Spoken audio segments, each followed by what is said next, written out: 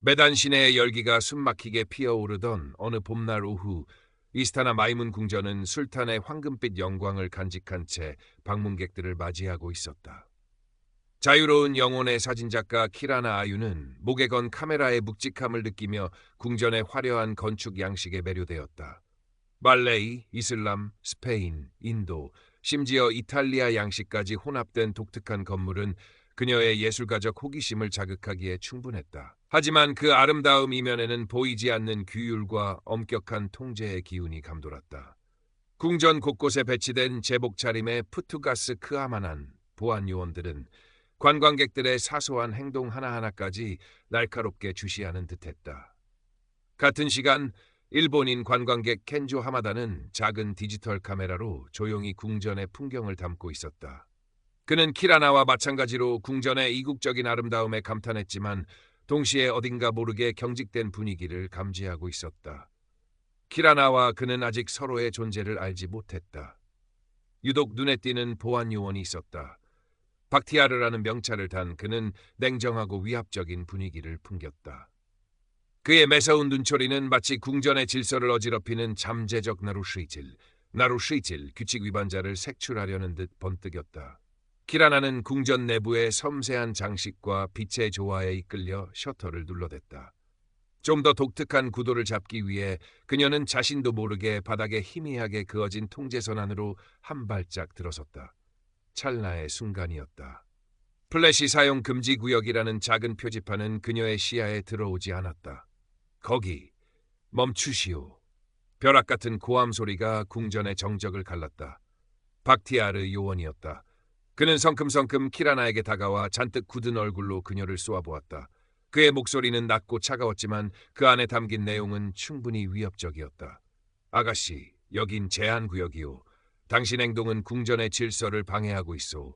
즉시 뒤로 물러나시오. 그의 말투에는 일말의 관용도 친절함도 찾아볼 수 없었다. 마치 중범죄자라도 다루는 듯했다. 키라나는 갑작스럽고 무례한 제지에 순간 당황했지만 이내 불쾌감이 치밀어 올랐다. 고작 사진 한 장을 위해 선을 살짝 넘었을 뿐인데 이런 취급을 받아야 한단 말인가. 그녀는 쉽게 물러서지 않고 항변했다. 잠깐 사진 좀 찍으려던 것뿐이에요. 그렇게 심각한 잘못인가요? 이런 식으로 말씀하셔야 할 만큼. 키라나의 당돌한 말투에 박티아르의 미간이 꿈틀거렸다. 그는 키라나를 규칙을 무시하고 질서를 어지럽히는 골칫덩어리 관광객으로, 키라나는 박티아르를 융통성이라고는 눈곱만큼도 없고 권위만 내세우는 공무원으로 서로의 첫인상을 단단히 굳혔다. 이 모든 상황을 조금 떨어진 곳에서 켄조가 지켜보고 있었다. 그는 박티아르의 과도한 반응에 의아함과 함께 미묘한 불편함을 느꼈다. 그의 눈에는 키라나의 행동이 그렇게까지 문제될 만한 일로 보이지 않았다. 박티아르의 압박은 더욱 심해졌다. 그는 키라나의 항변을 묵살하고 다짜고짜 그녀의 카메라를 가리키며 명령했다. 카메라 확인하겠소. 그리고 신분증도 제시하시오. 그의 목소리에는 의심과 경멸이 뒤섞여 있었다. 키라나는 어이가 없었다. 제 카메라를 왜요? 제가 뭘 그렇게 잘못했는데요? 그리고 신분증은 왜? 궁전 내 규율을 어겼으니 당연한 조치요. 협조하지 않으면 더 큰 문제에 휘말릴 수 있다는 것을 명심하시오. 박티아르의 협박성 발언은 키라나의 가슴을 철렁하게 만들었다. 낯선 땅, 그것도 궁전이라는 특수한 공간에서 공권력을 가진 이와 대치하는 상황은 그녀에게 극도의 불안감과 무력감을 안겨주었다. 그녀의 얼굴이 하얗게 질렸다. 그때였다. 망설이던 켄조가 조심스럽게 키라나에게 다가왔다. 그는 서툰 영어로 물었다. 괜찮으세요? 무슨 문제라도? 그의 목소리는 작았지만 그 안에는 진심 어린 걱정이 담겨 있었다. 키라나는 처음에는 경계하는 눈빛으로 그를 바라보았지만 그의 선량해 보이는 눈빛과 조심스러운 태도에 자신도 모르게 작은 위안을 느꼈다. 낯선 곳에서 만난 뜻밖의 작은 연대감이었다. 켄조는 박티아르에게도 정중하게 말을 건넸다. 이분은 아마도 잘 몰라서 그러신 것 같습니다. 너무 심하게 다그치지 않으셨으면 합니다. 박티아르는 켄조를 힐끗 쳐다보더니 코웃음을 쳤다. 외부인은 조용히 하시오. 이건 우리 내부의 문제요. 그의 오만한 태도는 변함이 없었다. 결국 키라나는 울며 겨자먹기로 신분증을 보여주고 카메라에 사진 몇 장을 마지못해 삭제당한 후에야 풀려날 수 있었다. 그녀의 손은 분노로 가늘게 떨리고 있었다. 여행의 즐거움은 산산조각났고 가슴에는 깊은 상처와 함께 박티아르에 대한 강한 반감이 새겨졌다. 다음 날 키라나는 전날의 불쾌한 기억을 애써 떨쳐내려 하며 이스타나 마이문의 다른 구역, 술탄의 개인 정원이었던 타만사리의 유적지를 찾았다. 과거 물의 궁전이라 불렸던 이곳의 신비로운 분위기는 그녀의 마음을 조금이나마 진정시키는 듯했다. 하지만 그 평화는 오래가지 못했다.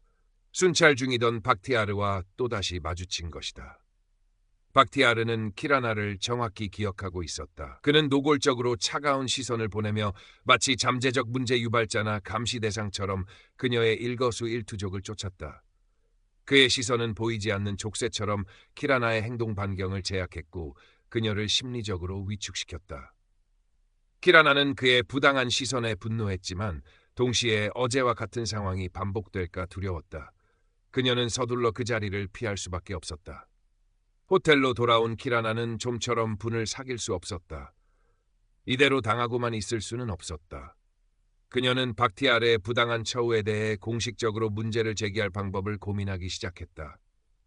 인터넷을 검색해 보았지만 인도네시아어로 된 복잡한 절차와 정보의 홍수 속에서 길을 잃은 듯 막막하기만 했다.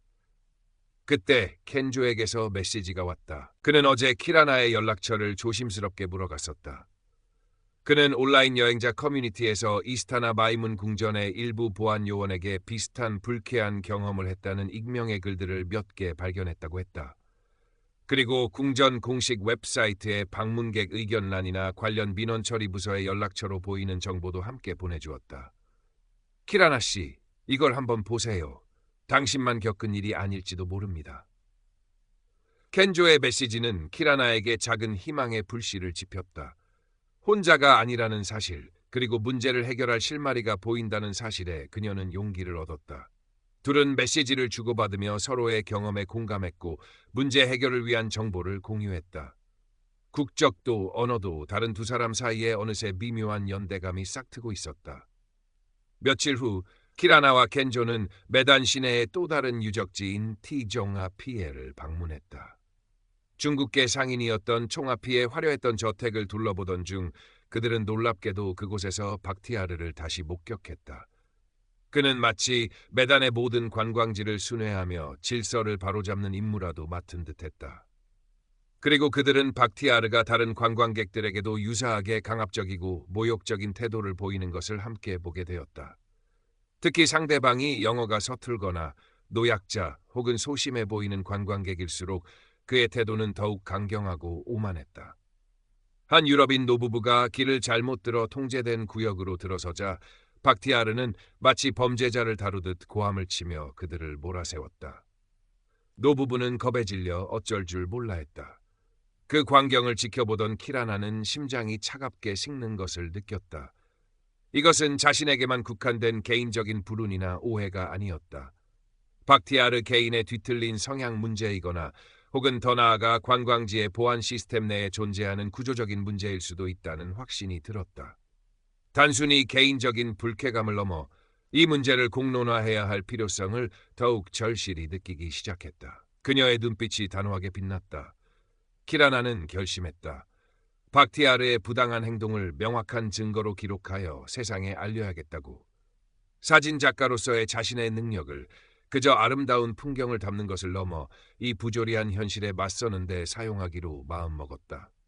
그녀는 켄조에게 자신의 계획을 털어놓았다. 켄조는 키라나의 용기에 감탄하면서도 동시에 그녀가 더 큰 문제에 휘말릴까봐 걱정스러운 눈빛을 보냈다. 키라나 씨, 정말 괜찮겠어요? 저런 사람을 상대로 위험할 수도 있습니다. 괜찮지 않아도 괜찮아요, 켄조 씨. 누군가는 해야 할 일이라고 생각해요. 그리고 제 카메라는 그냥 풍경만 찍으라고 있는 건 아닐 거예요. 키라나는 애써 미소를 지어 보였다. 그녀는 다음 행동을 위한 구체적인 계획을 세우기 시작했다. 그녀의 가슴 속에는 두려움과 함께 뜨거운 무언가가 타오르고 있었다. 며칠 동안 키라나와 켄조는 마치 탐정처럼 박티아르의 동선을 파악하려 했었다. 그가 주로 나타나는 장소와 시간대를 어림짐작하며 기회를 엿보았다. 그리고 마침내 그날이 왔다. 주말 오후 관광객들로 가장 붐비는 이스타나 마이문 궁전 앞 광장이었다. 예상대로 박티아르가 나타났다. 그는 여전히 매서운 눈초리로 주변을 살피고 있었다. 그리고 키라나의 예감은 틀리지 않았다. 박티아르는 어린아이를 동반한 한 현지인 가족에게 다가가 사소한 이유를 트집 잡아 고함을 치기 시작했다. 아이가 실수로 들고 있던 아이스크림을 바닥에 조금 흘린 것이 화근이었다. 그의 목소리는 광장 전체에 울릴 정도로 컸고 아이는 겁에 질려 울음을 터뜨렸다. 아이의 부모는 어쩔 줄 몰라 하며 연신 고개를 숙였다. 바로 그때였다. 키라나는 심호흡을 한번 하고 재빨리 카메라를 들어 그 장면을 영상과 사진으로 담기 시작했다. 그녀의 손은 떨렸지만 렌즈는 정확히 박티아르의 일그러진 얼굴과 겁에 질린 아이의 눈망울을 향하고 있었다. 거기 당신, 지금 뭘 찍는 거요? 박티아르는 키라나의 촬영을 즉시 알아챘다. 그의 얼굴이 분노로 시뻘겋게 달아올랐다. 그는 아이스크림을 흘린 가족은 안중에도 없다는 듯 성큼성큼 키라나에게 달려들었다. 그의 눈에는 살기마저 서려 있었다. 촬영하지 마! 당장 카메라 내놓으시오! 이건 명백한 공무집행 방해요. 박티아르는 고함을 지르며 키라나의 카메라를 강제로 빼앗으려 했다.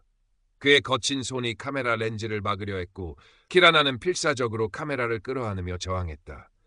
이건 놔요.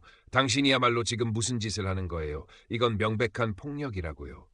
두 사람 사이에 격렬한 몸싸움이 벌어질 듯 험악하고 위협적인 분위기가 조성되었다.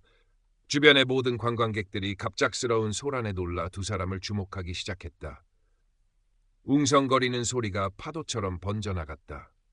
그 순간 침묵하며 초조하게 상황을 지켜보던 켄조가 더 이상 참지 못하고 용기를 냈다. 그는 앞으로 불쑥 나서며 큰 소리로 외쳤다. 그만하세요. 당신은 너무 과합니다. 모두가 보고 있다고요.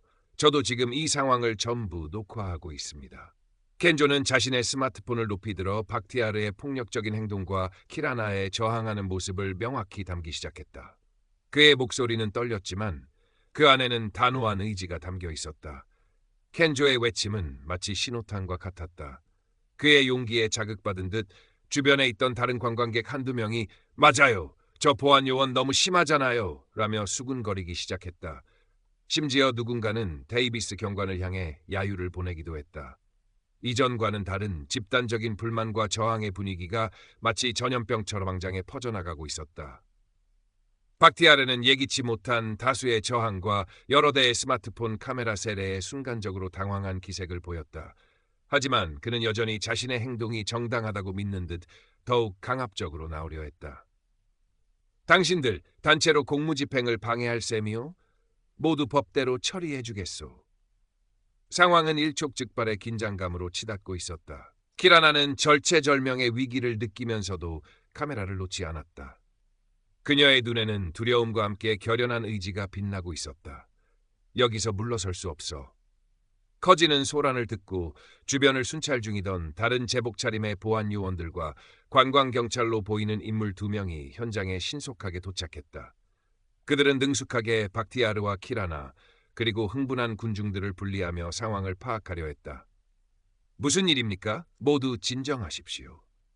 관경찰 중 한 명이 단호하게 말했다. 켄조가 앞으로 나서 자신의 스마트폰 영상을 보여주며 차분하지만 명료하게 상황을 설명했다. 키라나 역시 떨리는 목소리지만 조리 있게 박티아르의 부당한 행동과 폭력적인 제지 시도에 대해 항변했다. 그녀의 카메라에도 모든 상황이 고스란히 담겨 있었다. 결정적으로 이전에 박티아르에게 비슷한 일을 당했다며 분개하던 몇몇 다른 관광객들, 그 중에는 박티아르가 고함쳤던 현지인 가족의 아버지도 포함되어 있었다이 용기를 내어 자신들의 경험을 덧붙이며 키라나의 주장에 힘을 실어주었다. 박티아르는 얼굴이 흑빛이 된 채 아무 말도 하지 못했다. 그의 오만했던 기세는 온데간데 없이 사라져 있었다. 명백한 증거들과 다수의 목격자들 앞에서 그의 과잉 대응과 부적절한 행동은 변명의 여지가 없어 보였다. 상황은 일단락되었지만 이것이 끝은 아니었다. 키라나는 켄조의 적극적인 도움, 증거 영상 제공 및 필요시 증언 약속 등과 다른 목격자들의 지지를 바탕으로 이스타나 마이문 궁전관리사무소와 메단시 관광청의 박티아르의 행동에 대해 정식으로 민원을 제기했다. 그녀는 단순히 감정적인 호소를 넘어 촬영된 영상 증거와 함께 논리적으로 문제점을 지적했다. 며칠 후 키라나는 궁전관리사무소로부터 공식적인 답변을 받았다. 박티아르는 해당 사건으로 인해 내부 감사를 받았으며 직무 관련 공식 경고와 함께 고객 응대 및 갈등 관리 관련 특별 재교육 명령을 받았다는 내용이었다. 그가 즉시 해고되거나 형사처벌을 받는 극적인 결과는 아니었지만 그의 행동에 대한 명확한 제동이 걸리고 시스템 내에서 문제의 심각성이 인지되었다는 점에서 의미 있는 결과였다. 그의 평판은 실추되었고 이전처럼 자유롭게 권위를 남용하기는 어려워질 것이 분명했다. 어쩌면 다른 부서로 전출되었을지도 모른다. 키라나는 이 모든 과정을 통해 개인의 작은 목소리와 용기가 때로는 거대한 시스템에 균열을 내고 작은 변화를 만들 수 있다는 것을 직접 경험했다. 사진 한 장, 영상 하나가 세상을 단번에 바꾸지는 못하더라도 적어도 질문을 던지고 문제를 공론화할 힘이 있다는 것을 깨달았다. 이 사건은 그녀의 사진 작업에도 깊은 영감을 주었다. 그녀는 이제 단순히 아름다운 풍경이나 이국적인 문화를 담는 것을 넘어 보이지 않는 권력, 인간 존엄성의 가치, 침묵과 저항과 같은 주제에 대해 더욱 진지하게 탐구하기 시작했다. 켄조아는 국적과 언어를 넘어선 짧지만